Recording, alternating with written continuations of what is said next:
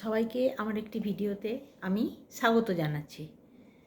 আজকের বিষয় হচ্ছে কুরুক্ষেত্র যুদ্ধের সময় অর্জুনকে যুদ্ধক্ষেত্রে বা যুদ্ধের সময়ে শ্রীকৃষ্ণ যে শিক্ষা দিয়েছিলেন সেটা যতটা পরিমাণ সংক্ষেপে করা যায় সহজভাবে সেটা আমি বলবার চেষ্টা করছি। তো শ্রীকৃষ্ণ অর্জুনকে বলছেন, অর্জুনকে উনি পার্থ বলতেন যে, পার্থ, আমি হচ্ছি পূর্ণ পরমাত্মা, আমি হচ্ছি বামন অবতার, আমি হচ্ছি পরশুরাম, আবার আমি রামচন্দ্র, ব্রহ্মা বিষ্ণু মহেশ্বর আমি, বিদ্যা লক্ষ্মী সরস্বতী কালী সবই আমি। আমি না পুরুষ না স্ত্রী না নপুংসক, আমি জ্ঞান, আমি চৈতন্য, আমি হলাম সৃষ্টি, আবার আমি হলাম পরম ব্রহ্ম। তুমি যখন এই আত্মজ্ঞান প্রাপ্ত করে ফেলবে তখন তুমি নিজেও নিজেকে এই আমার মতোই ঈশ্বরের কাছাকাছি পরমাত্মার সঙ্গে নিজেকে দেখতে পাবে। তো কিন্তু এই পদটা প্রাপ্ত করতে গেলে তোমাকে আমার প্রতি সম্পূর্ণ সমর্পণ করতে হবে।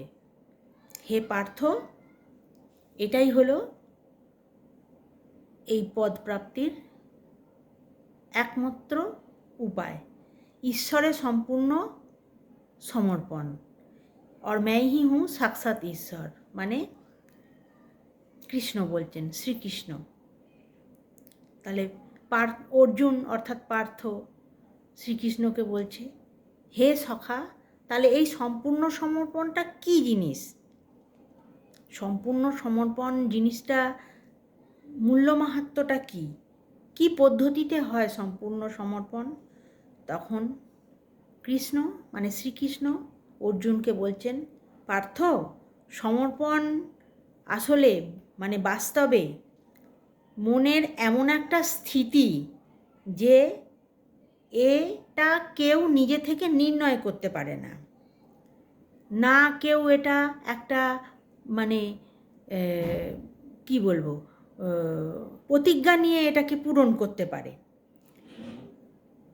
তাকে যেরকমভাবে আদেশ মেলে মানে ঈশ্বরের আদেশ সে পায়, বাস্তবে সমর্পণ করতে গেলে সেই ঈশ্বরের আদেশ মেনেই চলতে হয়। বাস্তবে সমর্পণ কথার অর্থ হলো মনুষ্য বা মানুষ যখন আপন অহংকার ত্যাগ করে ভক্তির পথে চলতে থাকে, নিজেকে সম্পূর্ণরূপে ঈশ্বরের চরণে প্রেরিত করে দেয় এবং ঈশ্বর যা বলবে সেই আদেশ অনুসারেই সে চলতে থাকে, তাকেই সমর্পণ বলে। মানুষ ভক্তি দ্বারা ঈশ্বরের প্রতি যে নিজের একটা লাগাও বা ঈশ্বরের চরণে নিজেকে সমর্পণ করা, এটাই হলো মানুষের জন্য আবশ্যিক। কিন্তু এর মধ্যে ব্যাপার আছে, তুমি কিসের মধ্যে সমর্পণ করবে, উত্তম না উত্তম নয় যেটা তার মধ্যে। উত্তমে যদি তুমি সমর্পণ করো তাহলে তার ফল উত্তম পাবে, আর উত্তম সংযোগ যদি তুমি না করো জীবনে ব্যবহার করো বা তার সংস্পর্শে না আসো, তাহলে তুমি উত্তমের সংস্পর্শ পাবে না। তোমার যেমন ভাবনা হবে, তুমি উত্তম রূপে যদি ভাবতে পারো তাহলে তোমার উত্তম ফল প্রাপ্তিই হবে, আর তুমি যদি উত্তম রূপে ভাবতে না পারো তাহলে তোমার উত্তম ফল প্রাপ্তির আশা না করে যায় ভালো। আর সবচেয়ে ভালো কথা হচ্ছে যে কর্ম করে যাও, ফলের আশা করো না।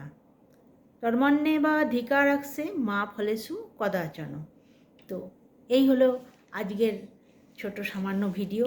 আমি যতটুকু যেটুকু পারছি নিজে বুঝেছি সেইটুকুর বেসিসে আমি বলবার চেষ্টা করলাম। ভুল ত্রুটি কিছু হলে মাফ করবেন। আমি প্রতিটা ভিডিওয় বলে দিই আমি তো সর্বজ্ঞানী নয়, আর আমারও বোঝাশোনার কিছু ভুল থাকতে পারে, তো ভুল করলে শুধরে দেবেন কিছু।